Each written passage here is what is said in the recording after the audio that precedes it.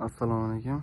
Asaka Bank Qarshi BXM bir kontor bir mahsulot bo'yicha Qashqadaryo viloyati Kitob tumani Parchakent MFIda amalga oshirilgan loyiha.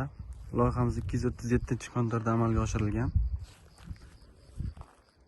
Yer maydoni 7 gektarni tashkil etadi. 14 ta dehqon xo'jaligi mavjud.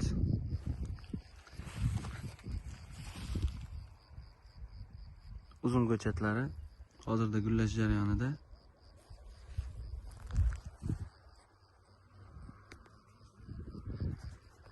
Kontor chegaralari. Birinchi chegara, ikkinchi chegara, uchinchi va to'rtinchi chegara.